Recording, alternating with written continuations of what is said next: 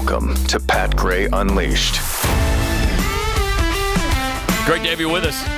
Thanks for being here. 888-900-3393. Pat Unleashed on Twitter. National championship game happened last night. Did somebody tell that to TCU? No, they didn't. Forgot to alert them. Yikes. Oh, that was tonight? That was... Now TCU this morning is... That was last night? Oh, wow. 65-7. Georgia over TCU. Yikes. Oh, look at that. Breaking news. Georgia just scored again. Man, that 72-7. Beatdown. Oh, my gosh. They may have scored on every possession. Yeah. I'm not sure about that, but wow. TCU could not stop Georgia. Mm-hmm. Nor could they get much going against them on offense. They only had 188 yards for the game. We had that 2-minute window in the first quarter when it was a 3-point game. It was 10-7. Yeah. That was it. Mm-hmm. Ooh, yeah. So, and TCU, their next game, the first game of next year, they're going to be stewing on this for 235 days. Yes, I'm a geek and I figured it out.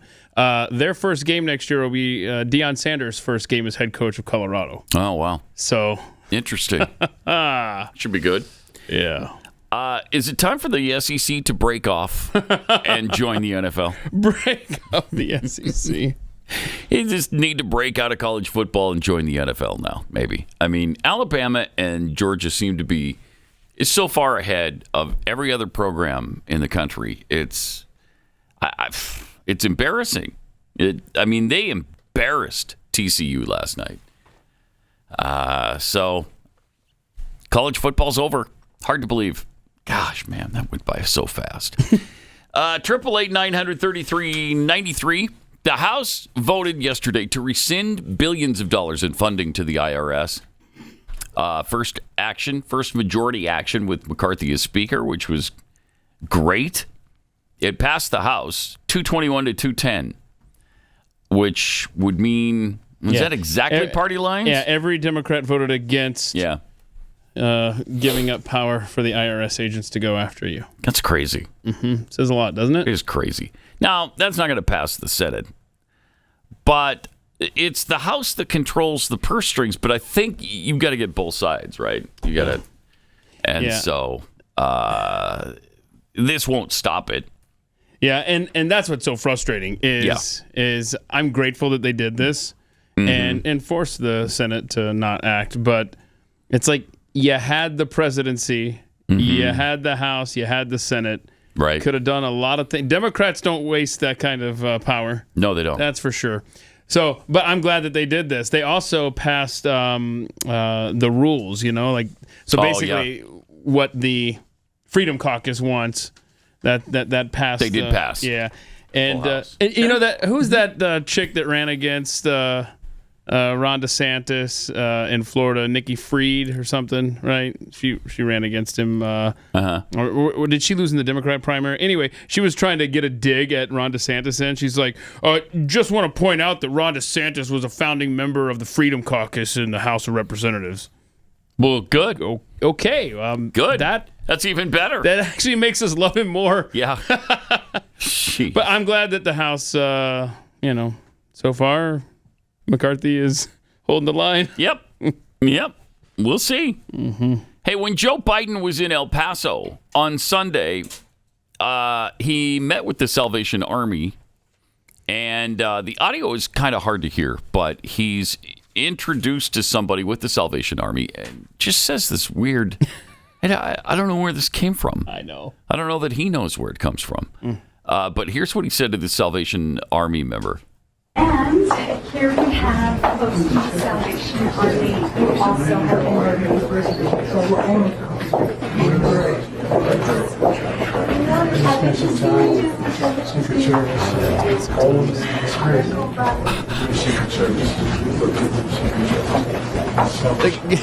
What? Oh, okay, old man. All right. Well. Good. So he says, I spent some time with the Secret Service in Poland and in Ukraine. Yeah, but what? you were introduced as this is so-and-so with the Salvation Army. Yeah, I don't think he knows what he's talking about here. The Salvation Army? Do you think they said the Secret Service? I don't know. I spent some time with the Secret Service in Poland and Ukraine. You know who you're talking to? Cool. Or All right. Well, Good for welcome to you. El Paso. weird. I mean, the guy's just not home. You know, the lights are on, but nobody's home. At least he's not, something like the president of the United States. That would be a disaster. Wouldn't it?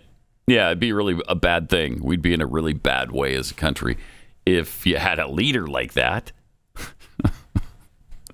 What else could you do but just chuckle about it from time to time? Meanwhile, the Biden administration is thinking about banning banning gas stoves because, why not? Let's just get rid of everything we're used to and that we use in life. A ban on gas stoves because they're citing the harmful pollutants released by those appliances. And the Consumer Product Safety Commission is mulling the action after recent studies showed emissions from the devices can cause health and respiratory problems. So he's looking out for you, man. Aren't they always, though? Mm-hmm. Aren't they always looking out for us? I'm sure that poor families, or not even necessarily poor families, people that use gas stoves. We have a gas stove. Right. Just switch over to electric, Pat. Yeah. Just do that. No. I like gas stoves. Well, you're not going to have a choice soon enough. That's just it. Why should I in America? Why should I be able to choose the kind of stove I want? What do you think this is, America? Come on now. They completely eliminate choice, and you will. They're just taking away one freedom after another. Mm-hmm. You'll like it. And remember how the left freaked out that Donald Trump had those classified documents in Florida? Oh my gosh, it was great, really, that the FBI raided Mar-a-Lago because he shouldn't have had those. He's probably selling nuke secrets. Yeah, probably. Yeah, he's probably an agent of some other foreign government. And it all makes sense now. Well, Attorney General Merrick Garland has assigned the U.S. Attorney in Chicago to review documents marked classified that were found at the Penn Biden Center for Diplomacy and Global Engagement in Washington. Wait, what now? Yeah, Biden's harboring classified documents. Okay. Roughly 10 documents are from Biden's vice presidential office at the center. And CBS has learned that the FBI is also involved in the U.S. Attorney's inquiry. Oh, well, if the FBI is involved, then it's they'll get to the bottom of this. Taken care of. Don't even worry about it. Yeah. So he had these documents when he was vice president. Is he allowed to have them as vice president? I don't know. I don't think so. I'm not positive, though, on that. Pretty sure he shouldn't have them now. And they were off-site. They were at the Penn Center there. Which, by the way, I was doing some Googling this morning. This is so... $54 million in donations to the Penn Center from communist China. Okay? 22 million of which are anonymous, were anonymous donations. Wow. 14.8 million was one single anonymous donation. And the Penn Center there, the Biden Penn Center there, that's part of the Hunter Biden investigation. This is going to be interesting. That's bizarre. What were those documents? Oh, my gosh. Top secret documents doing at a place that China has a lot of influence over. My gosh. Follow this one, y'all. Yeah. Huh. Do we start impeachment proceedings? Okay. Because if it was Trump, they certainly would. Oh, gosh, yes. Oh, man. And why didn't the FBI just raid the place, in the middle of the night? Right. Why didn't it just... Right. What is... Jeez. Absolutely amazing. And, there will be no outcry from CNN or MSNBC. They won't care about this. They won't care about it at all. New York Times, Washington Post, I'll bet you they all ignore it. After making such a federal case out of the Trump situation in Mar-a-Lago, they're not going to pay any attention to this. And if you live in Ann Arbor, Michigan, you probably know all about this. Ann Arbor Public Schools will be implementing a new district-wide mask mandate in the weeks following winter break as a preemptive measure to prevent the spread of illness. Wow. Shut up. Masks will now be required while indoors in AAPS schools from January 9th through 20th for all students, staff, and visitors. During this time of return from travel and social activities, the requirement of masks while indoors at school is a measure to reduce the spread of respiratory illnesses and related absenteeism, and to prioritize health and in-school learning, particularly at this transition time following winter break. Wait, this is the somebody pointed out this is the same superintendent that just a few days before this went into effect was naked face, receiving an award of some sort, standing there with others, but no, let's make sure that the kids and everybody's wearing masks. Okay. Stop the spread of RSV. Who was it that just said last week we had this audio, I think? Yep. That there was not a single study anywhere. It wasn't like an official, like the coronavirus task force leader, Dr. Jha at the White House. Do we have that clip? Let's see. There's no study in the world that shows that masks work that well. So you're never going to get the kind of benefit from mandatory year-round masking as you would from making substantial improvements in indoor air quality. But it's a lot easier to implement as well. Is that what you were thinking about? That's what I was thinking of. Dr. Jha? Yeah, Dr. Jha. The guy who's in charge of all this crap at the White House? Yeah. When did he say that? Was that recent? Oh, yeah, it was. I think it was December 23rd. It was right before Christmas. Mm-hmm. And yet, we continue with this scam of the masks. You don't. I Stop swear, with the mask thing. Ann Arbor parents refuse. Do not comply. Right. Because as soon as you do, we've been down. It wasn't that long ago. We've been down this road before. We see what happens when a society says, okay, well, it's just a mask. Right. And then what's next? Yeah, exactly. We don't need to do this. It doesn't do any good. And look, if you want to wear a mask, go ahead. Sure. I've got no problem with that. Go for it. Yeah, if you just feel better, if it makes you feel better, that's fine. Do it. But it should not be mandated. You should not be forced into wearing a mask when it doesn't do any good. Seriously, what? All right, before you know it, your kids are going to be remote learning in Michigan. Your businesses are going to be locked down. You're going to be told to stay at home, except for unless your last name is Whitmer. And right, you know, just it's almost inevitable. You've got to stop right now. Stop it, because there's going to be another wave of this. We're just going to be hit every winter. Chances are, when we've said that a million times. All right, this is just something now that we're going to deal with. Well, yeah, right? and they're like doing flu. this. They're doing this for RSV. Yeah, I mean, RSV this is. too. I mean, they're going to find a justification for anything to get you behind a mask. If it, like you just said, if it's not COVID, if it's not RSV, it's going to be the flu season. It's going to be something else coming down the pike. Jimmy Fallon will sing a song about it, and the next variant come along. No, don't do it, y'all. Do not comply. You got to draw a line in the sand right here. What old Barney Fife used to say, nip it in the bud, right? Right now. You got to do that right now. Don't let this thing get legs, because you give them 2 weeks. Okay. We've been down that exact road, too. 15 days to flatten the curve. Does that sound familiar? Somewhat, yeah. Somewhat. A news reporter in Canada, Jessica Robb, had an on-air medical emergency over the weekend. Here's what happened to her. Has come just a week before the 3rd anniversary. Well, people we spoke with say they were happy that something is being done, but this is something that they've been asking for since day one. So for them, this is about 1,000 days too late. Now, Nariman, looking at after the day, families are pushing the feds to. Sorry, Nariman, I'm not feeling very well right now, and I'm about to. Okay, we'll come back to me right now, and we'll make sure that Jessica, you are doing okay. Thank you. We will make sure disturbing. that Jessica is okay.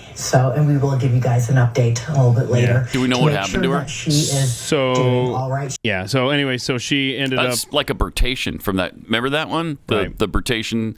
She just couldn't speak English for a minute. Right. Yeah. So she has been communicating through social media. She is not going to discuss her medical information, calling it private. But now I should back up. She apparently, I don't know if it was tweet, Instagram, something. Somebody pointed out that just recently she mentioned getting the 3rd booster, something like that, right? Really recently. And so this article talks about how she's grateful for all the support and all the stuff. She's not going to discuss her private medical information publicly, but I can, however, confirm that the situation was in no way related to the COVID-19 vaccine, end quote. Okay, well, Dr. Jessica Robb reporting. So she knows that it has nothing to do with the COVID-19 vaccine. Well, good. Okay, great. Wow. Diagnosed herself there, so there we go. You see that? There's another disturbing video where a woman just falls dead at a gymnasium. Oh, gosh. Oh, it's in Honduras, I think. And they've got the video of her. I mean, it's the in-gym It's almost video, like they've got their surveillance. mats in front of them. Yeah. Yeah, I saw that over Christmas. She's doing squats. Yeah. And then stops. Yeah. And then face plants, and she's dead. I saw that. I also saw that a soccer player died of a heart attack a couple days ago. 40 years old. My gosh. That's normal, right, for an athlete? The girl in the gym was 28. 28 years old. Well, we think it was a heart attack. Yeah, you think? That's interesting. There's a surfer, 47 years old, died of a heart attack 4 days ago. I almost feel like, Wow. I'm Man, oh man. it almost feels like it's at the point where we need to take a segment every day to go over these weird The died suddenly segment. suddenly. Yeah. Scary. And it happens almost every day, if not every day, and sometimes multiple times a day. And nobody's really bringing it up. I mean, nobody who can. We've been bringing it up, and other conservatives are bringing it up. But is anybody going to actually, in a place, in a position of power, ask a question of maybe there are some problems here that we should look into? Yeah, I'm not sure where this is. If this is, I'm just looking this up. This news site, KCRG, looks like it's in either Cedar Rapids, maybe Iowa. Mm-hmm. Well, I don't know. Y'all know wherever Johnson County is. Find out what the county seat is of Johnson County. But anyway, here's the story. Nearly 3,000 Johnson County residents have downloaded an app that alerts of cardiac arrests. Wow, that's... Wonder what that's all about. Just throwing that out there. Perhaps somebody is seeing the writing on the wall and is looking into things? By the way, Project Veritas has a Pfizer scientist on camera admitting the company's mRNA vaccine could be causing myocarditis. What? No, come on now. I won't hear of it. Pfizer? This is a Pfizer scientist. YouTube. So it's not us saying this. It's a Pfizer scientist. Check this out. Chris Croce is a senior associate scientist with Pfizer. He goes on to explain a test that is currently taking place at Pfizer, not to determine the effectiveness, but to see if it is leading to heart attacks. I'm glad you didn't get any myocarditis. Yeah. 'Cause that's a concern, right? No. More so for younger people. Why?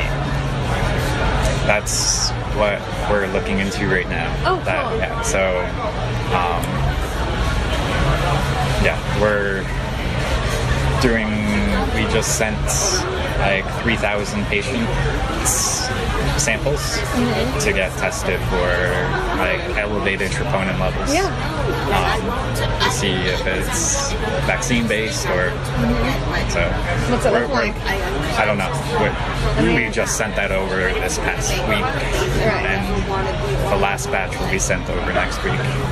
All external testing. We'll see. Hopefully it's good. Because, I mean, if not, then, my opinion, that might pull something from the market. What? Oh. Might pull something from the... What would you pull from the market? Something, Pat. Something? Yeah. Huh. Be nice to have that conversation and do that testing 2 years ago as opposed to right now.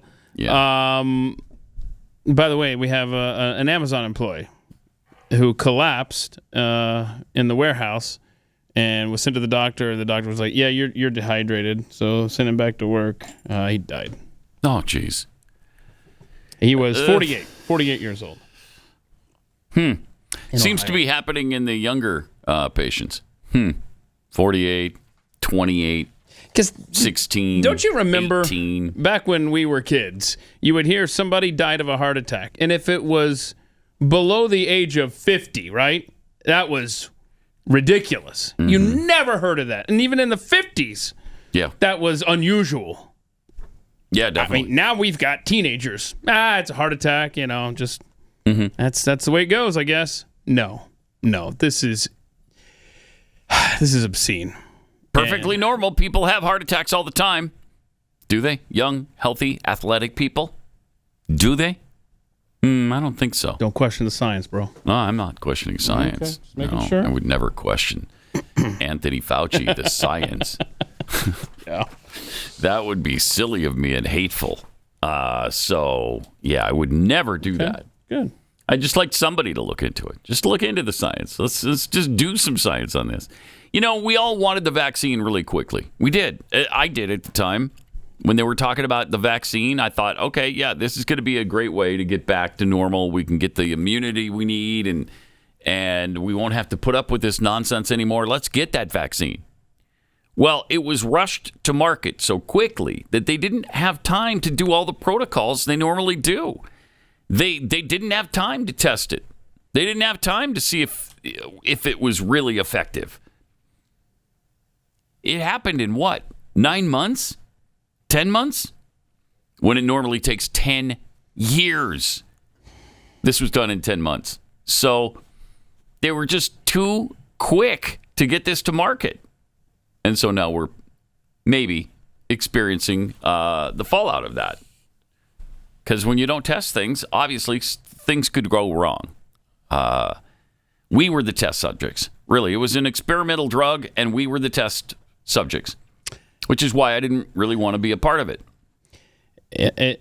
Anybody that even trusts the government for 5 minutes now, I mean, how could you can't. You can't trust the government right now. Yeah. They lie to us every freaking day. About everything. Yeah. And don't forget, this is the same government that basically forced you to get the vaccine, tried to force your company to make sure you had the vaccine, right? I mean, they coerced you. Right up to the president of the United States. Like, yeah, life's going to suck for you if you don't get the vaccine. Went to court to make sure that their mandates stuck, and they lost there. Thank God for Donald Trump judges. And now they're just, it's not our deal. Look, you didn't have to get it, and don't come to us. Don't come to us and look for money in that fund that doesn't exist and you can't bring your loved ones back. But no, they have nothing to do. Their hands are clean. The government, yeah. Meanwhile, here's an interesting story. The United States has greenlit the first vaccine to save honeybees. Okay. So, wait, I thought the problem was bees were dying suddenly. Why are we giving them a vaccine? So that they don't die suddenly? Maybe this will work the opposite way. No, maybe so. I'm sure it's fine. Bees, you better get the stingers out. Because this is going to be an interesting rollout. How do they administer that vaccine? Do they somebody holds the bee down and then somebody else injects them? Right. So you got to have 3 people. Teeny... Yep. Somebody's holding the bee. Okay. Somebody's grabbing the syringe, right? Yeah. And then they hand it to the person they administer it. Okay. You can't be the syringe handler and the poker. Oh. Yeah, so isn't this fun? So they're gonna have they tried it on? Yeah, it's what's the name of the disease that they've got? Because they spray this I don't know if it's a powder or whatever. It's foul brood. Yeah, foul brood disease. No, don't shorthand it. It's American. Oh, American foul brood right, okay. disease. I love how we can't name stuff, where it comes from, like China. But boy, if it's America, we're definitely doing that. Yeah, but this is scary. This is scary not only if you're a bee, but if you happen to eat food that bees touch, which is basically everything. Mm-hmm. Because this story creeps me out, Pat. The U.S. Department of Agriculture approved the first ever honeybee vaccine in order to protect the precious pollinators from being killed off by American foul brood disease. The vaccine makers, Dallin Animal Health, announced last week. The licensed vaccine is administered by, here's how they do it. They mix it into the food eaten by the worker bees, so they don't have to hold them down and inject them. Okay, that's good. That's a relief. Yeah. The worker bees then produce royal jelly, which now incorporates the vaccine and feed it to the queen bee. Interesting. Oh, no. I thought you couldn't mess with Mother Nature, but I guess you can. Terrifying. I guess you can. This is terrifying. Honeybees are one of the most important animal species in the agriculture sector. No, they're not animals. They're insects. In fact, bee pollination is responsible for an estimated 75% of all global produce. Oh, my gosh. And not just honey. So this can do nothing but good. You know that, right? Yeah, I can't wait till this vaccine gets into our system. Yeah. Because remember, that's what they wanted to put them in bats, this other vaccine, and then it'll just get disseminated throughout the planet, and then you'll get vaccinated and not even know it. It's like, can you freaks in lab coats, can you just stop for 5 minutes? Stop trying to change the world through science. I'm tired of this nonsense. This is insanity, man. Despite this, bee numbers are in heavy decline around the world. That's due to a number of reasons, but one in particular is American foul brood disease, which is one of the most widespread and destructive pathogens plaguing honeybees. I'm offended. Change it. Just call it AF. It's racism. Let's call it the AF disease.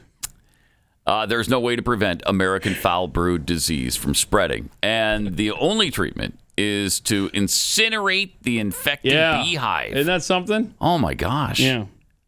But this vaccine can change that, they think. Our vaccine is a breakthrough in protecting honeybees. We're ready to change how we care for insects impacting food production on a global scale. The vaccine will likely be available for purchase in the U.S. for commercial beekeepers sometime in 2023. Oh, no. Did it say what company? Did it say the company?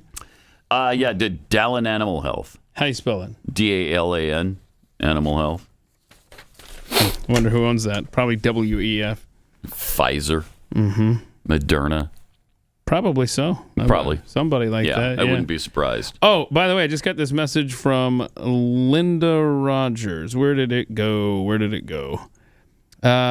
She sent this note over. 99% of restaurants, especially high-end, use gas stoves and griddles. Where are we going to eat? Where are we going to eat when they ban gas stoves? Yeah, gas stoves are way better for cooking. Yeah. Which is why you see them in restaurants all the time. And so you're going to switch over to electric now? No. No, John Fetterman, no. Yeah, so I tell you, I mean, have they, and I hesitate to ask this, is there any part of our lives that they have yet to try to touch? Is there anything? Probably, and they'll find a way to touch it. If you think of one, don't tweet it out. Yeah, don't say anything about it. Don't call it in. Just keep it to yourselves. Let me tell you about Patriot Mobile. They now offer service with all three major networks. This means that if you're with the big three and like the service but hate their values, you can access them with Patriot Mobile. They offer a performance guarantee. If you're not happy with your coverage, you can switch between the three major carriers for free. Patriot Mobile, America's only Christian conservative wireless provider, offers nationwide coverage on the best 4G and 5G networks. So, you get the same great service while supporting a company that fights to preserve our God-given rights and freedoms. This new year, resolve to stop supporting companies that don't align with your values. Patriot Mobile's 100% U.S.-based customer service team makes switching easy. Just go to patriotmobile.com/Pat, or you can call them at 972-PATRIOT. Get free activation today when you use the offer code PAT. That's patriotmobile.com/Pat, or call 972-PATRIOT. You know, they're talking about the 4G and 5G networks. I've just read an article about 6G. What? Which might use humans as the conduit for the service. Better get vaccinated. Wow, how's that going to work? That's interesting. Better get vaccinated. Yeah. My cell connection depends on it. The world is changing, and in large part, not in good ways. No. So. No. Just know that. This last half hour has me wanting to run to the mountains. I know. I know. More Pat Gray Unleashed coming up. Let's see. Interesting fella tweets, the government is just the guy who shot you, then insists you put on a bulletproof vest. Oh, yeah. Okay. Athletically overweight liberation tweets, it doesn't matter how many times you show people having bizarre medical situations on national TV. Doesn't matter how many reports of people dying suddenly you show. If as a society we haven't acknowledged the truth by now, we never will. Well, that's kind of a pessimistic look at things. Well, and true. And happens to probably be true. Also, we have this from Lone Wolf 2965. USDA has approved a bee vaccine. So what I hear you saying is to prepare for the imminent extinction of honeybees. Yeah. Essentially, yeah. Yeah, I mean, honestly, the government doesn't come up with good solutions. That's why I wanted to look up this private company that was making this vaccine. Delan or whatever? See if they're worth trusting. Mm-hmm. See if they're in bed with the federal government on any level. What'd you find? Anything yet? No, I haven't found anything. All right. Toothpaste words. Biden doesn't care about if we can cook on stoves. He's busy eating ice cream.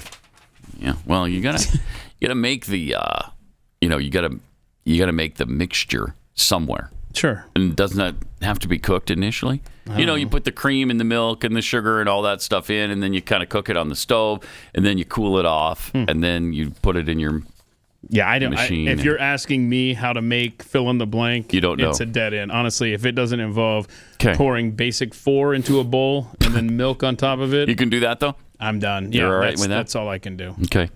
I'm a licking butter. The hard part is getting the honeybees to sign the release form so that they can't sue. I don't remember us signing any release forms, though. They didn't seem to have to worry about that. Yeah. They had a really good stinking deal for Pfizer and Moderna on this thing. They can't be sued. Oh, okay. Thank you. That's great. I think, and a friend of the program, Tim Young, had an interesting point he made on Twitter last night. You notice that these ads for vaccines don't feature the 28 seconds of side effects like all the other drugs they're printing on TV? Yeah, because there are no side effects. Sure. That's why, yeah, that's Keith. Right. That's right. They don't have any side effects. Yeah. How can you feature 28 seconds worth of side effects when there aren't any? Yeah. and I just also I want to point. That's amazing. That's a really good point. Yeah. And then Pat Head Spin Lift Run just tweeted something out that has crossed my mind, actually. With all of these sudden deaths, there's life insurance attached to many of them. What's going to happen to that industry going forward? If they're having to pay out, and these are young people. So you would imagine that the payouts are quite large. What's going to happen there as these deaths continue to mount? I don't know. And what's the cost going to be for life insurance going forward? And they're going to. And what she asked was, are they going to start factoring in? Have you had the COVID vaccine or not? As they determine your eligibility. That's a great point. Oh, they'd have to admit there's something wrong with it first. And I don't know that they're ever going to do that. There's no indication that they're going to acknowledge anything is going wrong with this, despite all the tens of thousands or hundreds of thousands of reports on VAERS, the CDC's own stinking website. I don't know. I don't know that they'll acknowledge it. Well, the FDA has acknowledged the myocarditis. Barely. Aspect. Yeah, and then barely. There was something else. You had Fauci give this like in very, very rare circumstance, and mostly almost benign. Remember that? He granted that it has happened, but almost to nobody.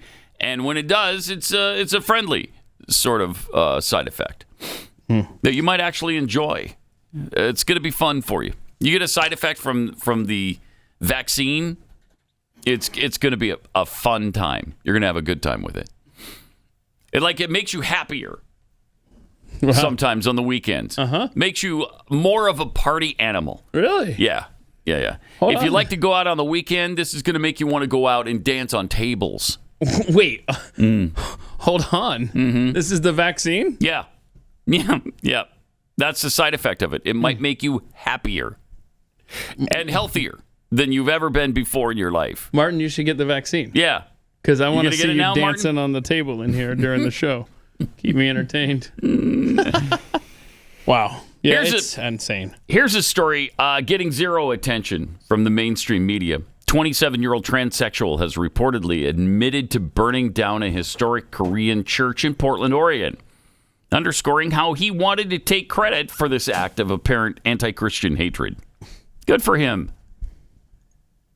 The 118-year-old 3,000-square-foot Portland Korean church at Southwest 10th and Southwest Clay Street, formerly the First German Evangelical Church, was set ablaze around 5:30 p.m. January 3rd, and it was built in the 1800s. So, is this going to be a hate crime? Wow, look at that. It's quite a blaze, too. Jeez. That actually burned to the ground? Sure looks like it's on the way there. Yeah, it's a complete loss. Dang. In response to multiple reports indicating that the structure was fast becoming an inferno, 12 fire engines, 6 ladder trucks, 4 battalion chiefs, and 75 Portland Fire and Rescue personnel arrived on the scene to fight that fire. Jeez. In April 2021, the First Christian Church was targeted in an attack.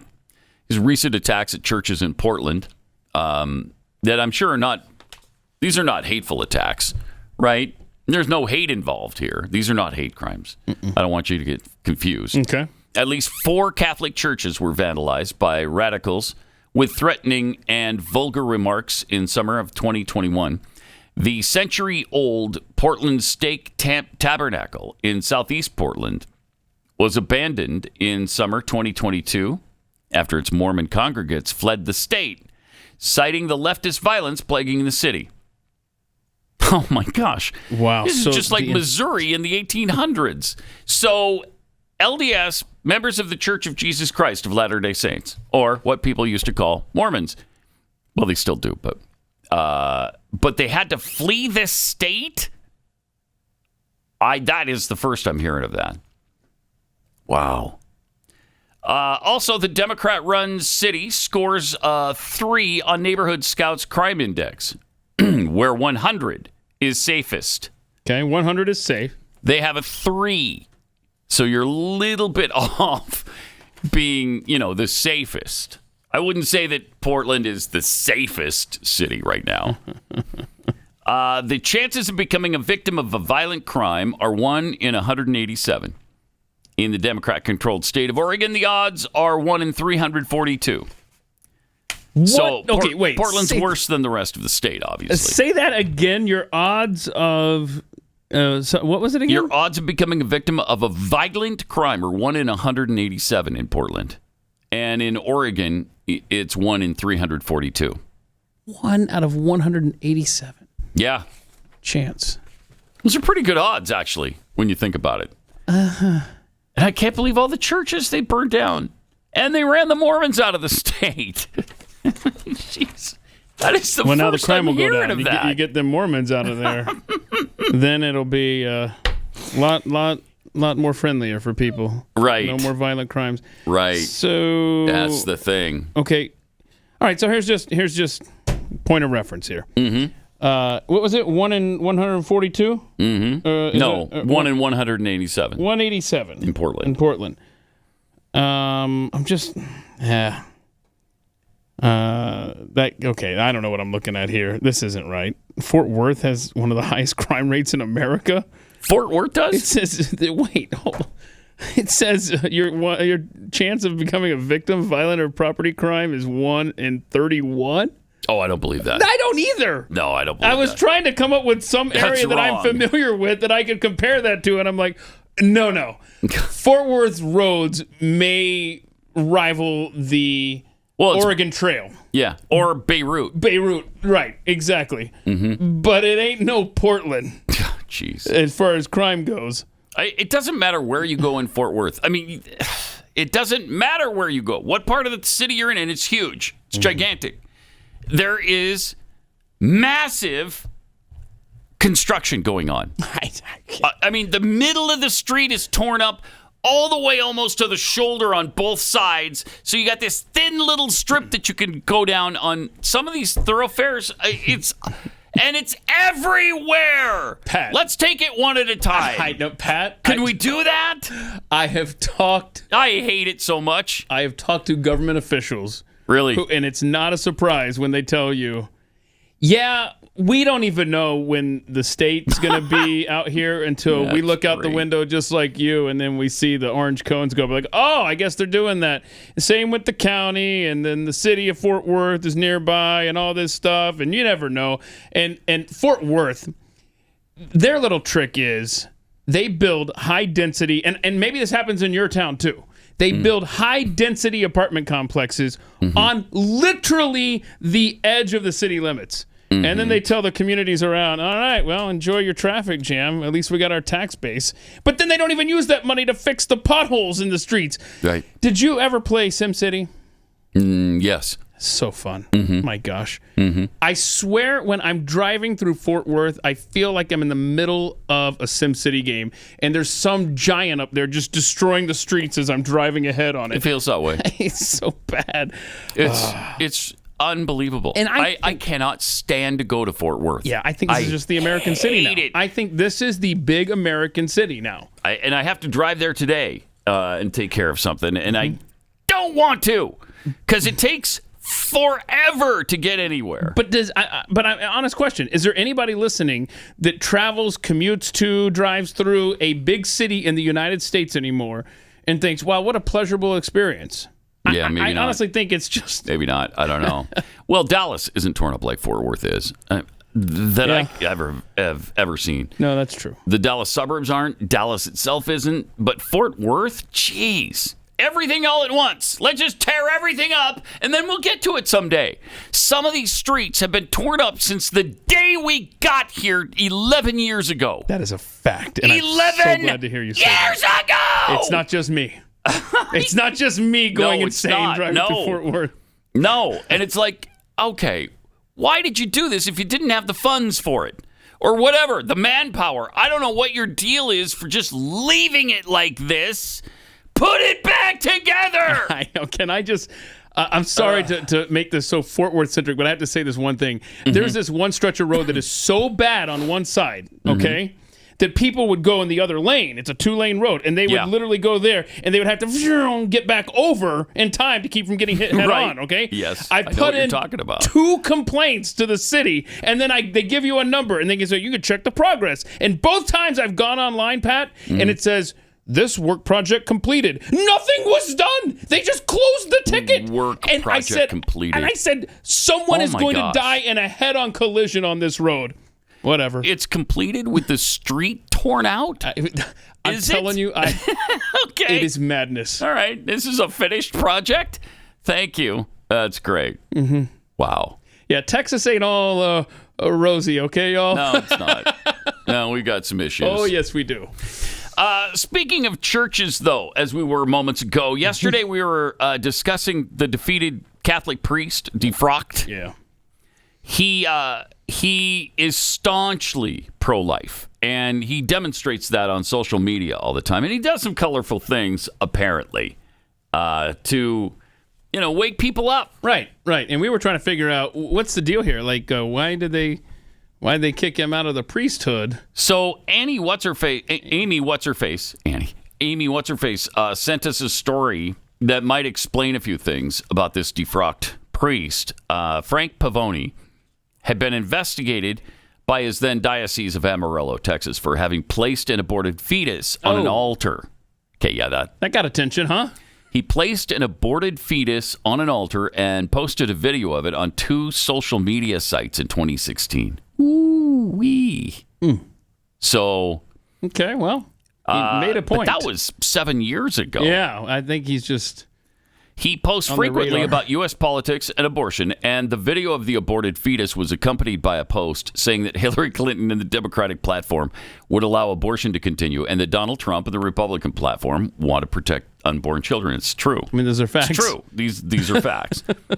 Pavoni remains a firm supporter of Trump maybe that's a problem for his diocese. I don't know.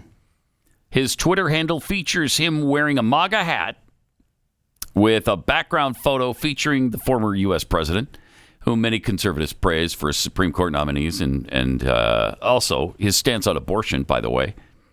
So defrocked for being pro-life, effectively, and pro-Trump. Yeah. Well, Can you not? I mean, maybe the politics mixed with religion is a problem for him. I could see where that would. Is it though? Could be an issue. I wonder, like if he showed up at a drag queen show for kids, would they be cool with that? They'd probably be like, whatever. I have no idea. In a recent tweet, he sounded defiant, comparing his fate to that of the unborn. So in every profession, including the priesthood, if you defend the unborn, you will be treated like them. The only difference is that when we're aborted, we continue to speak loud and clear. Oof, man, he is outspoken. His supporters immediately denounced the measure, including the Bishop of Tyler, Texas, Joseph Strickland, who referred to U.S. President Joe Biden's support for abortion rights as evil. Thank you. Man, I appreciate it when they say the truth. It is evil. The support by this government for abortion is evil. The blasphemy is that this holy priest is canceled while an evil president promotes the denial of truth and the murder of the unborn at every turn. Vatican officials promote immorality and denial of the deposit of faith, and priests promote gender confusion, devastating lives, evil, Strickland tweeted. A little, man, there's some contention going on. Yeah, he's in a group, Priests for Life, which I would assume that if you're a Catholic priest, you're just automatically pro-life. Well, you should be, and right? so you shouldn't need it's the doctrine of group. the church. Right, you shouldn't need a separate Facebook group to join to make that distinction. I mean, it's one thing for the members to go against certain doctrine of the church, like Joe Biden and Nancy Pelosi. They can, that's their right. They can do that. But if you're a priest in the church, it seems like you should abide by church doctrine. But, man, there are some indications that that's not always the case. 888-900-3393. More Pat Gray Unleashed coming up.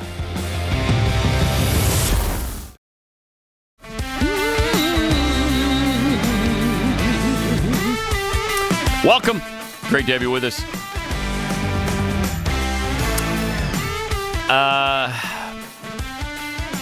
Quite a national championship game last night. Was it? Yeah. A game at all? No, it really wasn't. 65-7, Georgia over TCU. Sad. Maybe they couldn't get out of the crappy streets of Fort Worth. Maybe that's what happened to TCU. A lot of their good players got stuck because they couldn't get out of the city. Can I just say at halftime, it was late in the second quarter, and Chris Fowler goes, and Georgia gets the ball to start the second half. And Herb Street goes, well, thank you for reminding us of that. Like, he was mad. Like, don't tell people that. They're going to go away. When it was 45-7, I thought, okay, I think I've had enough. I'm going to go to bed. Yeah. But 65-7, not a surprise. I mean, when you look at the talent of Georgia, the recruits, 77% of their football team are either 4 or 5 star recruits. It's unbelievable. Did I see 77%? Did I read correctly? Someone posted that 15 of Georgia's players were drafted into the NFL last year. I'm sure, yeah. So these aren't even the same guys from last year's championship team. In large part, yeah. And honestly, they got screwed over against Alabama a few years ago in that championship game. This would be their third in recent years, as opposed to just their second. Amazing. 2 in a row, though. And then Nick Saban, what was he? He was told at halftime by who's the guy who used to play at Georgia? He's like, Georgia is like the gold standard, or whatever he said at football. And like Nick Saban's face last night when he said that, like he was not happy to hear that. No, I'm sure he wasn't. 89% of Alabama's team are blue chip recruits. 89% are 4 or 5 stars. Jeez. So the SEC has some recruiting ability.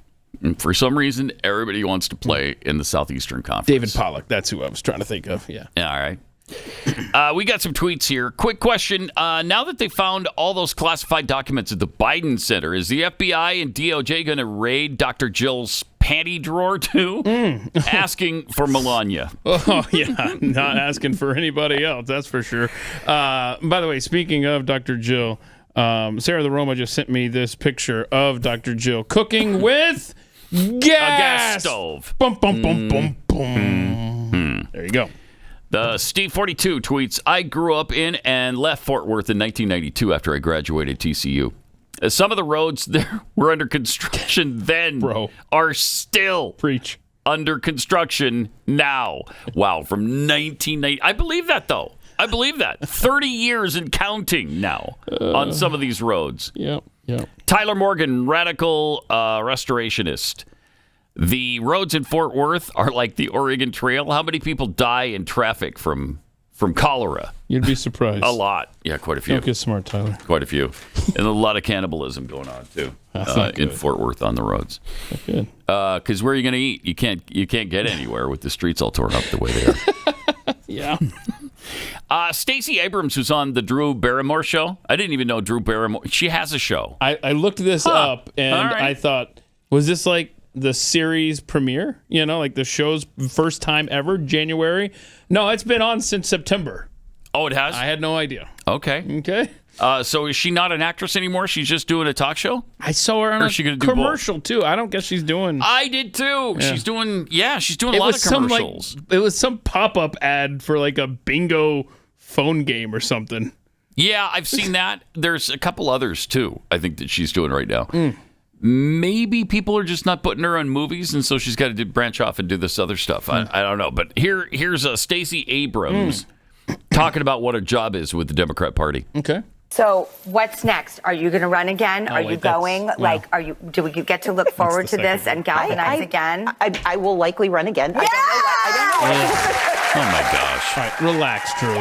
Really? What is happening? Look at it. Yeah! Oh, look at the audience.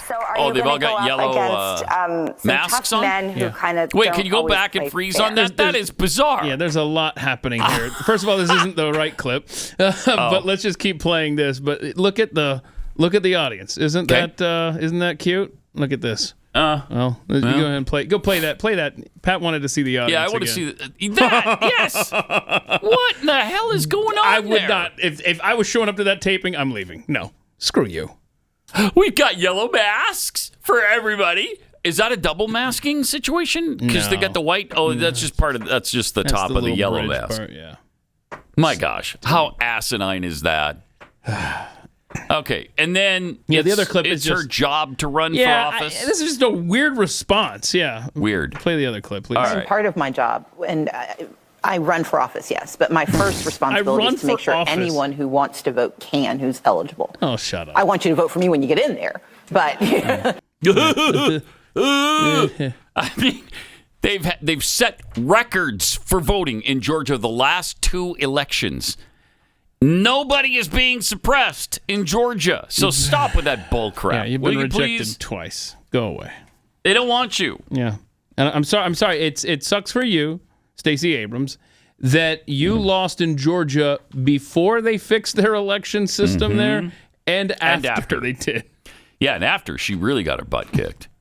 What did he win by? Didn't he win by like 8 or 10? Brian Kemp? Let's see. A lot. He won by, I think, a pretty comfortable margin. Maybe it was only 5, but that seems to be a comfortable margin nowadays. Let's see here. I know she wasn't as close as people thought she was going to be. 53.4 to 45.9. Okay, yeah, like 8 points. Yeah. Nice. Good. So she got a serious beating there. Last week we were joking that Arizona probably counted votes written on a napkin. Yeah, remember that? Turned it into like a little bit. I put a scratch piece of paper. You're like, yep, that'll count. Right.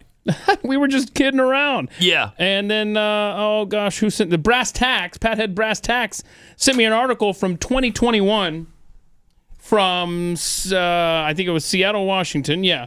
Basically saying that, right? And the headline actually says that. Right. So mail your vote on a napkin. Yep. Election officials in Washington State say that counts. Okay, so I'm reading this article gosh. that Brass Tack sent me. Yeah. And there is reference to a video clip of the Seattle voting board, right? And I'm like, I got to see this thing for myself. I mean, they had the quotes from the story, but I was like, if this thing, and I clicked on it and it had already been taken down.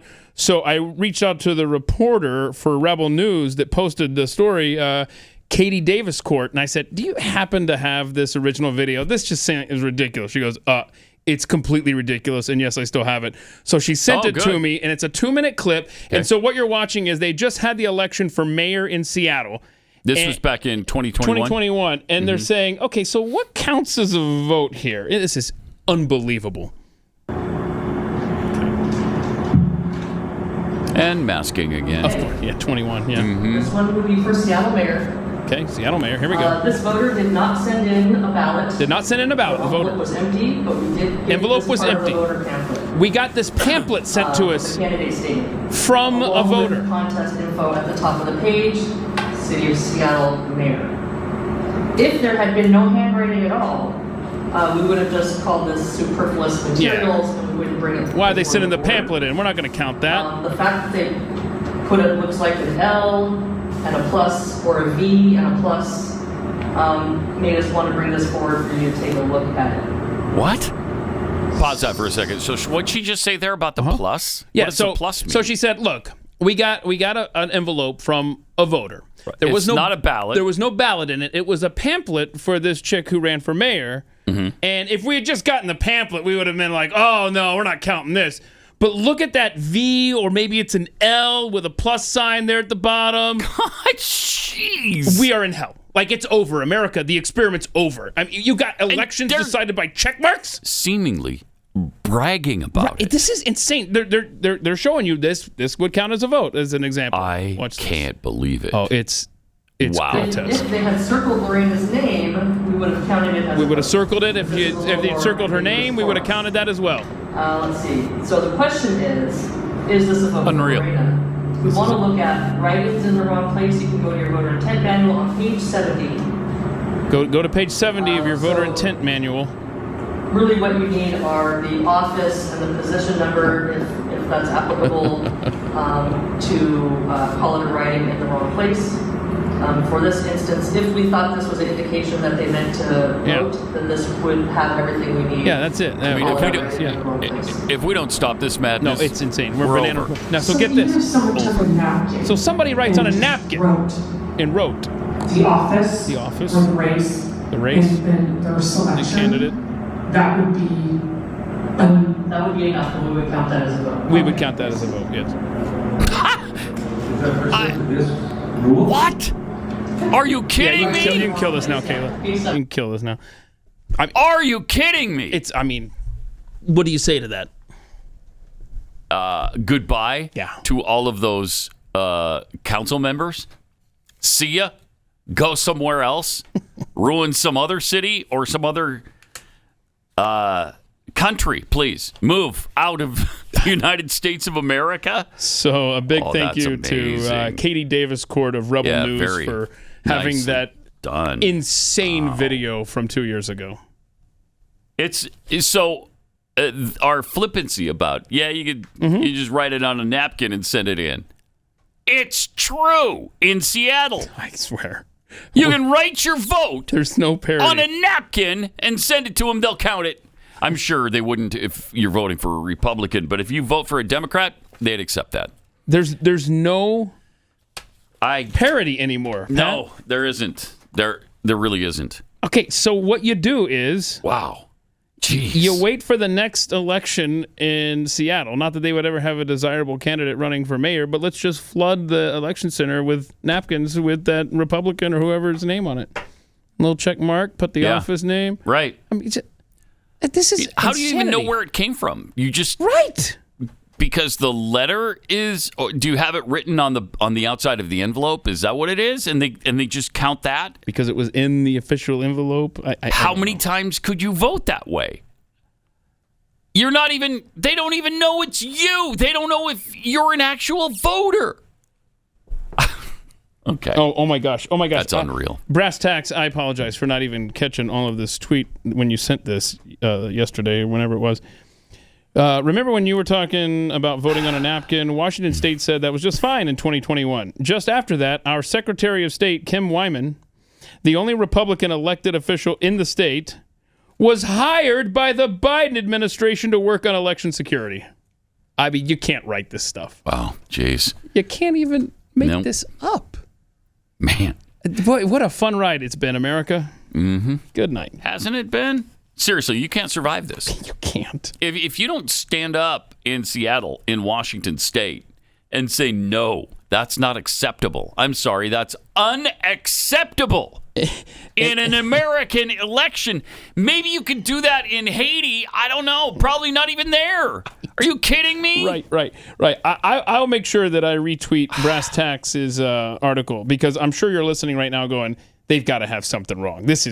Sorry, guys. I don't believe this. I just want to point this out, and I'm going to retweet this out at Keith Malinak. It's Como News, KOMO, right? Here's the headline. Mail your vote on a napkin. Election official in Washington State says that counts. Incredible. It's over, man. Absolutely incredible. Jeez. So the panel was reviewing these ballots, as they said. Voting attempts were denied for a variety of reasons. One of the improper voting attempts shown was allegedly trying to vote for a Democrat mayoral candidate. In this attempt, it came in the form of an envelope that was missing a ballot. This, yeah. Well, but they counted it. Yeah. They said they didn't count this. They did. They said they did. Oh yeah, the story is different than the. Is this a different one? The video, yeah. I think that story goes through, and I'll have to go back and look. I think that story goes through different examples of what does and doesn't count. I'll find that. Yeah. Is it saying that one didn't? Because I know for a fact a paper napkin would. Regardless of what those marks may have meant, the attempt was a failure and the vote was not counted. Now, she said they did count it. Yeah, that's what she said the audio said. So one of these is inaccurate. I don't know which. Well, you gave us a little glimmer of hope there to save the Republic. I mean, there's no way that should count. There's no way a napkin. I mean, I thought it was a joke. It's an actual event in this nation. Yeah, you're right. Okay, so that vote was not counted, but here's the quote. Here's the question from the panel. So, and this is the audio that was hard to hear there. So even if someone took a napkin and wrote the office, the race, and their selection, that would be enough? Quote, this is what the election official said. That would be enough, and we would count that as a vote. So why wouldn't that, honestly, in all honesty, that vote that they didn't count apparently then with the check, that seemed more legitimate than writing it on a napkin. Because at least you had the candidate's face and name and all this stuff on it. Yeah. This is insanity. Voter intent, Pat. It's all about voter intent. What did the voter intend? And how do you know what the voter intended? You don't. That's why you throw it out. You throw it out because you don't know what they had in mind there. You can't read minds. You're not psychics. Wow. It's just too important to do that. Okay, so remember now, Washington State, okay? Check mark on a pamphlet, apparently no good. Check mark on a napkin. Fine. Is good. So there you go. If you live in Washington State, there's your guidelines. Wow.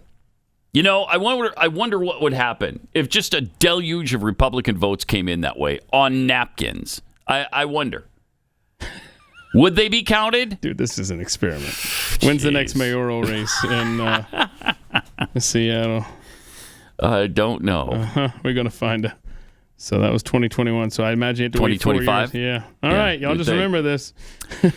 Are the Biden administration's New Year's goals of tax and spend and turn a blind eye to inflation at odds with your goals of securing your savings? My guess is yes. My guess is, you're not really excited about the policies of this administration right now, and you might want to protect your savings. You protect your retirement accounts.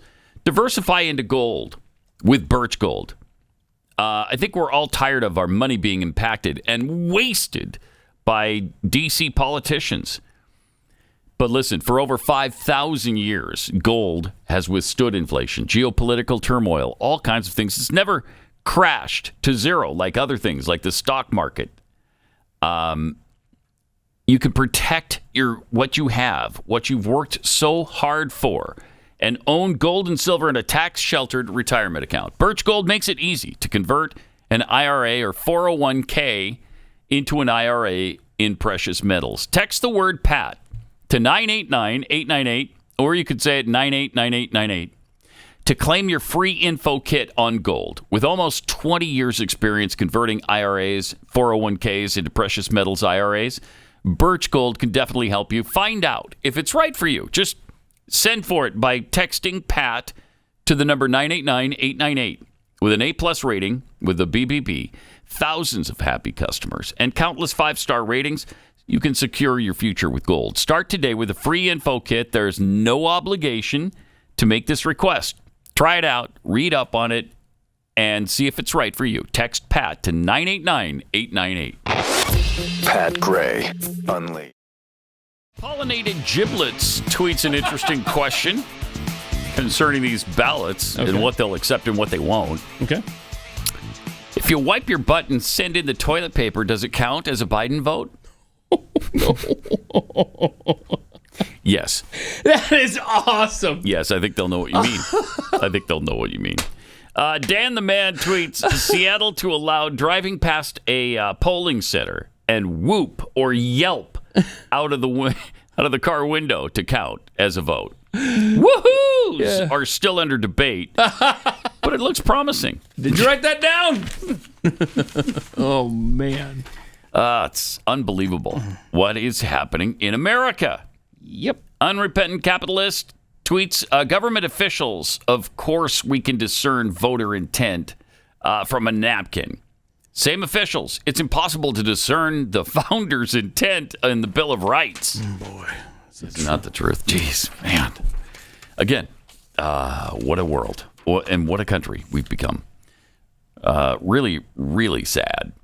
But we've got some good news here. Virginia Tech soccer player who refused to kneel during the BLM thing got $100,000 in a settlement. Kirsten Henning refused to kneel for BLM. She was benched. Remember, she was a starter, I believe, on the Virginia Tech team. Got a lot of playing time. Yep. Yeah. And then she was benched and verbally attacked by her coach. And now she got $100,000 from the university. Good. I think she wound up leaving. She had to leave and transfer somewhere else. So I don't know that $100,000 is sufficient. You know what? I was thinking the same thing. I was like, should have gotten more than that. It's a lot of trouble you put me through. The coach essentially bullied her. And that's okay? Well, it's not okay, but $100,000 doesn't send the signal enough to me. I mean, Virginia Tech has more than that. They could have coughed up $1 million to her. Mm-hmm. We got this vending machine problem. Yeah, you and I were watching this after the show yesterday. Oh, and somebody sent this in to us, and there's a lot going on in this. Yeah, I have my doubts that this is real. Really? Yeah. Are you going CGI? CGI on this. Okay. I mean, there's just so many problems here. Check this out.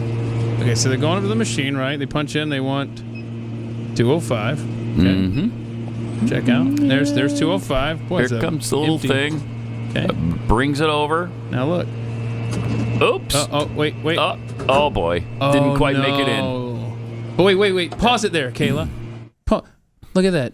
Your card was charged, what is it, $280 to watch it drop a Coke? Okay, so you lost, what, $2.25 or whatever that Coke cost? Because you can't get the Coke now. Yeah, I mean, did you see all of the bottles at the bottom? That had been. Yeah, it's happened that multiple trail times. Had been. But then it charged your card $280? And you just happened to be recording it on your cell phone? See, now that's... Okay. So let's say that happened to you, right? Mm-hmm. And you notice all the bottles and stuff down there, and you're like, "Oh, I'm going to do this again. I'm going to record it for the internet." If it's charging me $280 for the cheap I'm not thrill gonna of the keep video, doing it. I'm not going to keep doing it. So you think that was manipulated somehow? Maybe. Mm-hmm. Huh. Yeah, a little CGI trick there. How would you like to call your credit card company and be like, hey, you see that $280 charge on my credit card? Yeah, because it said $275 right there. It said $2.75. Right. Okay. And you call them and you're like, hey, so I'm going to need that credited back. And then the person on the other end goes, you did it twice. Yeah. Right. Well, I had to shoot it for clicks. I had to do that for the Instagram. Oh, man. Amazing. Yeah. So, I don't know. Fun. Yeah. We got to tell you this story about mating with shorter people and why that's a desirable thing. Is we'll get into that in a few minutes. Oh, yeah. boy. Yeah, we got to go through that.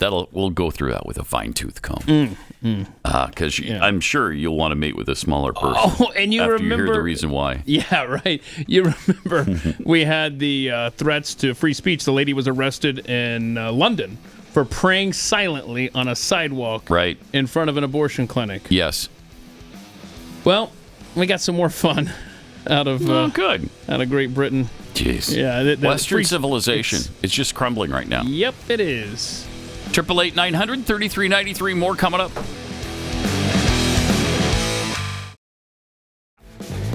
Welcome.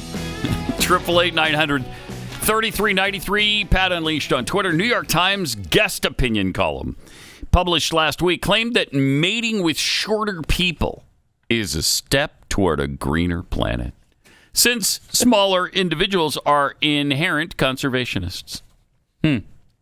The essay by writer Mara Altman, titled "There's Never Been a Better Time to Be Short," argued that people of shorter stature live longer and are better for the planet because they use fewer resources. Can it get any dumber in our society? Careful. I know. Yes, the answer is yes, we can. And we do every day. We get dumber every day. The short are also inherent conservationists, which is more crucial than ever in this world of 8 billion. Altman's essay referenced a study by Thomas Samaras, the godfather of shrinkthink, which found that if Americans were 10% shorter, it would save 87 million tons of food per year. Okay. Not to mention trillions of gallons of water, quadrillions of BTUs of energy, and millions of tons of trash. 10% shorter, so 6 foot becomes what? 5'4"? Help me. Is that right, y'all? I have no idea. Oh, let's see. 6 feet. Right. You're sure. what? 72 inches, right? Oh, so it's even shorter. So yeah, right? You'd lose. Ish. Yeah. Math is just lose like 7 inches. Fun. 7.2 inches. That's a lot. Yeah. Wow, that's a lot. Yeah. So no, thank you. So you got. I'm going to say no, thank you. I don't want to be 5'3". This person is so. What's the word? Obsessed with the environment that they're saying that look, over time we can just breed out the tall people. Right. These people are insane. They're sick. Yeah. Yes. They're. This is the kind of stuff that Margaret Sanger kind of put forward. Yeah. You know? Yeah. To a lesser degree. I mean, she wanted to eliminate black people, but she also wanted to breed out of our civilization, people with undesirables. Yeah. Yes. What was I don't know. I just talked about like the plastic or something. What was it? The percentage of plastic that could be reduced if we would just have short people mating. Stupid. That is. I'm out of words. That's insane. Short people got no reason to live. That's what I say. No reason to live. It's the opposite of this person. Right. This person. Randy Newman told us that clear back in the 70s, late 70s. Wow. We heard short people got no reason to live. They got stubby little toes, and beady little eyes. Probably not a fan of the environment, Randy Newman. Probably not. Yeah. Probably not. Yeah, I think that is. I would love to know the height of that author of that study. Yeah, I would too. How tall are you? You having trouble finding a date? Is that what's going on? You're trying to set policy? It's insane. It's insane what's going on. It's just so ridiculous. It's hard to believe every day that people actually believe this stuff and actually promote this kind of thing without being absolutely embarrassed for themselves. It's really something. Pathead Christopher sent us this interesting story from the BBC from back in December that didn't get an awful lot of attention, but apparently the COVID virus can reside on some ready-to-eat groceries for days. Wait a minute. That's what they said at first, and then they changed it. And now we're back to that. It's on the surface? Yeah, but... Oh, come on. I mean, there's some qualifiers here. Okay. So they carried out tests for the Food Standards Agency, purposely smearing the virus onto packaging and food products. All right. Including fruit, pastries, and bottled drinks. So they put the virus on it. Okay. Then, did whatever they do with it. They didn't just randomly pick stuff off the shelf to experiment with it. No. They sneezed on it and stuff. Because almost nothing is going to have the virus on it. Yeah. Right? And so for a lot of the foods, even that they smeared with the virus, still didn't have it on there 24 hours later. There was only a few things that had it on there for days. Okay. But, it's like some of the cancer tests they do with mice. If you feed them saccharin to the tune of, 500 times the recommended amount in your daily diet, and you do it for 6 years, and then the rats get cancer, does that mean that you're going to get cancer if you eat some saccharin? I see how this works. Okay. Yeah. It's ludicrous. This is a stupid test. It's not the real world. Right. So what good is this? What does this tell us? Okay, well, if you smear the virus on a certain product, it might be there for a little while. Okay, well, who's smearing the virus on products? Stop it. I guess if you go in there and sneeze on something and you've got COVID, it could stay there, but it probably won't. So you shouldn't be freaked out by it. And don't buy stuff that was sneezed on either. Right. That's a good safety tip. That'd be a lesson. They picked foods often sold loosely at the grocery store, the deli or bakery counters, like apples, peppers, cheese, ham, olives, crusty bread, and croissants. And they said these are things that you normally wouldn't wash off before you eat. Now, if I have an apple, I'm definitely washing that off. Oh. Aren't you? Yeah. I rinse it off, and then I wipe it with a paper towel. Yes. But strawberries, there's apples. some people in this world who like to, soak everything in vinegar, then rinse it off, and then soak it in vinegar again, and then wash it clean, and then hang it out to dry. And then, now can I eat it, Carrie? My gosh, how many times we're going to run this through the... Really? Oh, yeah. Your wife's pretty careful with stuff? Oh, yeah. Yeah. Well, good. Then you probably won't get COVID. I see. Except you did twice. But yeah, I did. Man. Last week we had the video of the woman arrested for praying silently on a sidewalk. You mentioned this, and she was in front of an abortion clinic. She was actually across the street from the abortion clinic. She wasn't praying loudly. She was praying silently. Police arrested her. What if she had said, no, I'm just sitting here trying to remember my times table. That's all. I'm just in my head. I'm thinking that. They probably would have told her to move on. Yeah. Yeah, but move on. Oh, wait, you're praying to a god? Oh, I'm sorry. Now we've got to arrest you.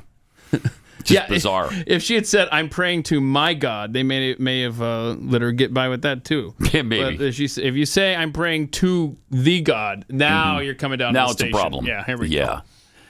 Now, somebody sent this to us. It's a letter from a London resident, James Goddard, received around Christmas time. This is fun. This is from the police station, some detective or whatever. Dear Mr. Goddard, regarding the crime report reference, on the 4th of August, 2022, you posted a this is too small for me to read. Yeah, you read it. All right. If you can. On the 4th of August, though, he posted something. Posted a tweet on your Twitter account at Goddard2066. This tweet contains a video of Wembley Way and commentary from you regarding the rainbow pride flags, which represent the LGBTQ community. These comments are targeting specifically the LGBTQ community and would be considered grossly offensive, thus being in contravention to Section 127 of the Malicious Communications Act. I therefore require you to contact me. No.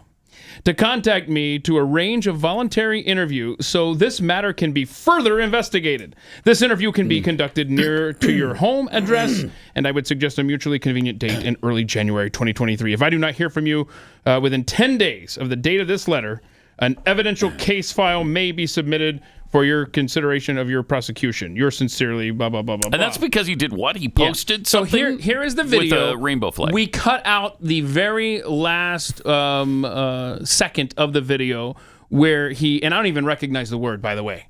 It's apparently a bad word to call gay people in Britain. I've never heard it in my life, but I thought just not even include it. So here is the offending video that get this guy hauled down to the station. Welcome to the home of English football, ladies and gentlemen. Welcome to the home of English football, where the fly in the... And then there you go. The blank flag, whatever. Again, with a word that I've never heard. So for that, he's got to be investigated by the police? Come down to the station, yo. There's the... Wow, our society's going to hell. Yeah. That's really something. Mm-hmm. And this from Ireland, by the way. Ireland considers enacting a bill criminalizing the possession of hateful material. Jonathan Turley posted this. We recently discussed a troubling conviction in Great Britain of a man for his toxic ideology. Now Ireland appears ready to replicate that case 1,000-fold. The proposed criminal justice incitement to violence or hatred and hate offenses bill would criminalize the possession of material deemed hateful. It is a full frontal assault on speech and associational rights. The law would allow for sweeping authoritarian measures in defining opposing viewpoints that are hateful. Ireland appears to be picking up the cudgel of speech criminalization from Britain and abuse of power once used against the Irish. So they're just trying to squash free speech in Ireland and in Great Britain as a whole. I mean, this is a rapid descent. It's happening all over the world, though. Rapid descent, y'all. It is. I mean, these are things that have been protected rights for as long as Western civilization has existed, really. Yeah. And as bad as that is, you can't have materials that they don't like politically. You can't make videos stating your opinion of a flag. You can't pray silently across the street. I mean that's in Europe, okay? That's not like, say, let's talk about a hypothetical here. What if, and this would never happen, what if they let you write your vote on a napkin? See, then we're in trouble. When that starts happening, and again, that could never happen here. No. United States of America. No, that's stupid. But once let that be your warning sign. If in America you can start voting on a napkin, then that's trouble. That should be a red flag for anyone. And apparently you don't even have to show who you are.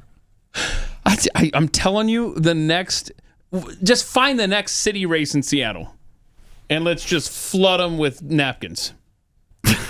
With the candidate of our choice. That's the trick, though. Does Seattle, are they going to give us a candidate that we want to vote for in Seattle? No. No, they're not. Also, apparently, Amazon wants to kill the barcode. Robots may be the future, but robotic arms are apparently no good at using an old and steadfast form of technology, the barcode. Barcodes can be hard to find and might be affixed to oddly shaped products. This is interesting. According to Amazon. That's something robots can't troubleshoot very well. As a result, I think the barcodes are pretty easy now. I mean, I think they've fixed that problem for the most part. You're usually on the bottom or on the side, and the scanning device is really good at picking it up now. Yeah, and I do like on the paper towels, the barcode that's like a foot long. Yeah. So they make sure that it can find some part of it. Yep. But as a result, the company says it has a plan to kill the barcode. Using pictures of items in Amazon warehouses and training a computer model, the e-commerce giant has developed a camera system that can monitor items flowing one by one down conveyor belts to make sure they match their images. Okay, so the robot isn't just randomly trying to guess what it is. It already knows what it should be, and it's just making sure. Yeah.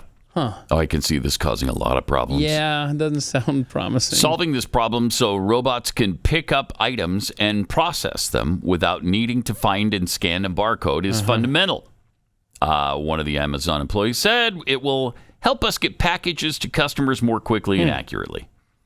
The system called multimodal identification isn't going to fully replace barcodes soon. It's currently in use in facilities in Barcelona, Spain, Hamburg, Germany, and that's about it.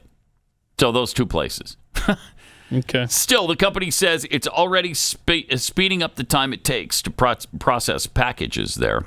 Technology will be shared across Amazon's businesses, so it's possible you could one day see a version of it at the Whole Foods store or another Amazon-owned chain with in-person stores. I mean, for everybody else, I think if you're not using robots, the barcodes work fine. I don't have a problem.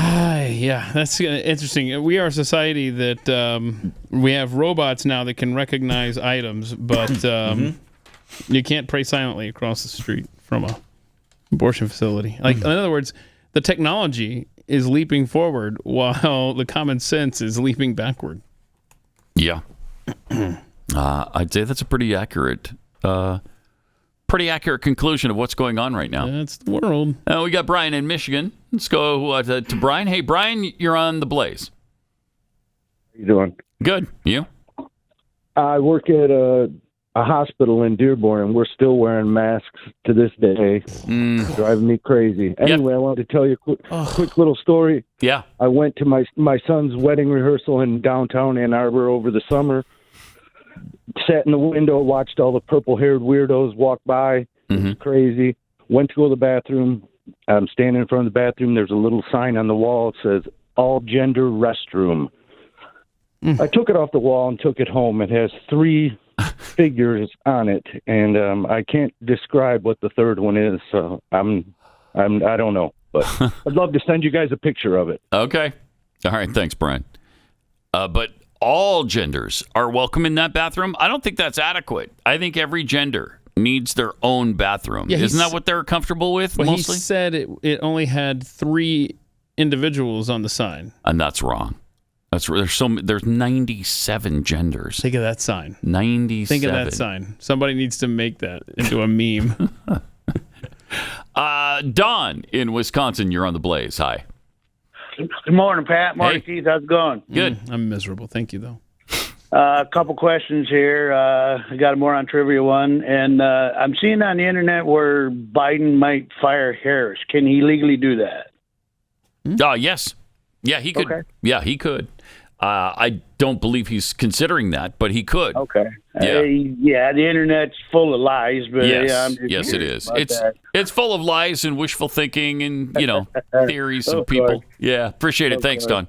Yeah, he could. I mean, Nixon got rid of Spiro Agnew back in the 70s, if you remember, and replaced him with Gerald Ford because nobody wanted Spiro Agnew as president, and everybody knew Nixon was going to resign. So.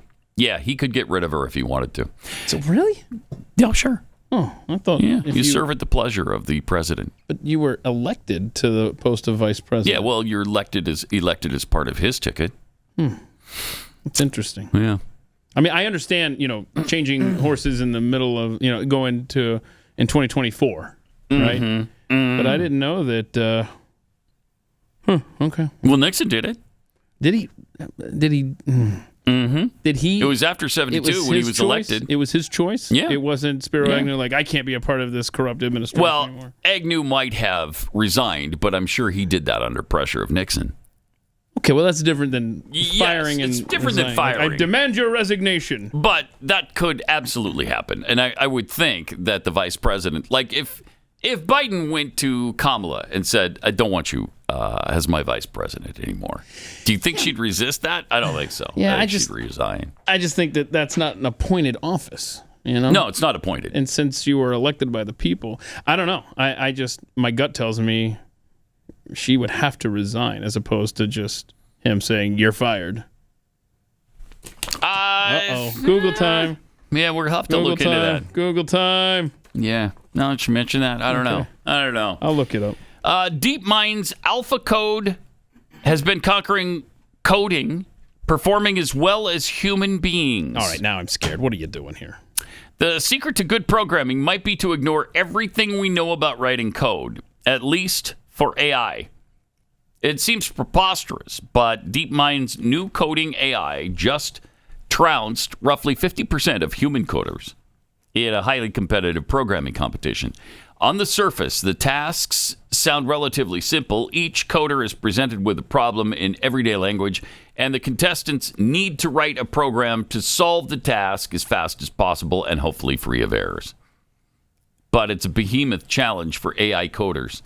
The agents need to first understand the task, something that comes naturally to humans, and then generate code for tricky problems that challenge even the best human programmers.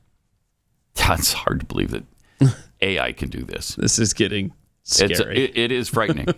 Unlike previous AI coders, AlphaCode is relatively naive. It doesn't have any built-in knowledge about computer code, syntax, or structure, but it learns somewhat similarly to toddlers grasping their first language. AlphaCode takes a data-only approach. It learns by observing buckets of existing code and is eventually able to flexibly deconstruct and combine words and phrases, in this case snippets of code, to solve new problems. Okay. Sounds real promising. Oh, yeah. This is where we talk about technology making leaps forward. Can we pull back on some of those? You start to worry about some of these AI situations where that super AI is coming and you know it's somewhere down the road, but could it learn and become smarter than human beings and then decide that we're, a virus like on the Matrix? And where's that threshold where we count it as smarter than human beings? In other words, smarter than this audience or smarter than Joe Biden? See what I'm saying? Like it's not going to be, that'd be a good replacement. Put AI in for Joe Biden right now? I'd almost accept that. Oh, absolutely. Do this. By the way, I did some Googling over here. KY3, Springfield, Missouri. News on your side. Here we go about the vice president thing. It's not a cabinet level office where the president has appointed the vice president. It talks about how constitutionally the vice president's term is for 4 years. And the only way to remove them is through impeachment. So while a president could make life very uncomfortable... So they have to resign. Yeah. The answer is no. A president cannot fire a vice president. Well, that's too bad.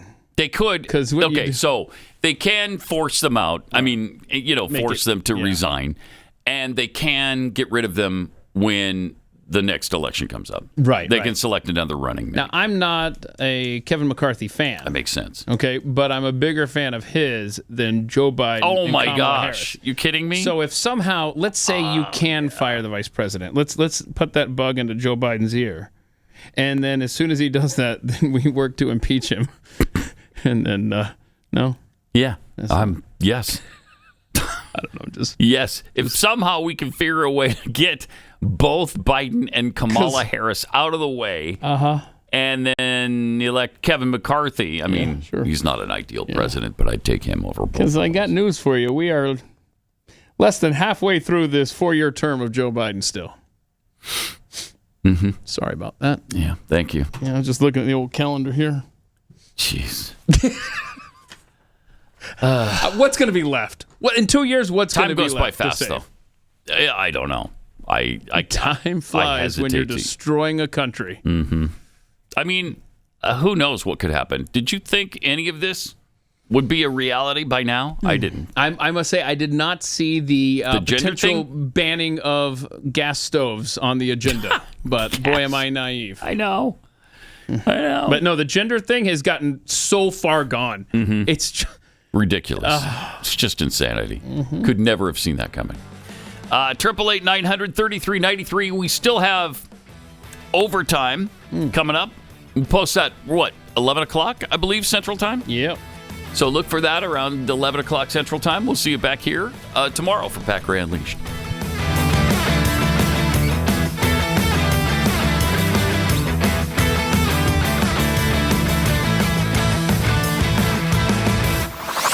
This is Pat Gray Unleashed.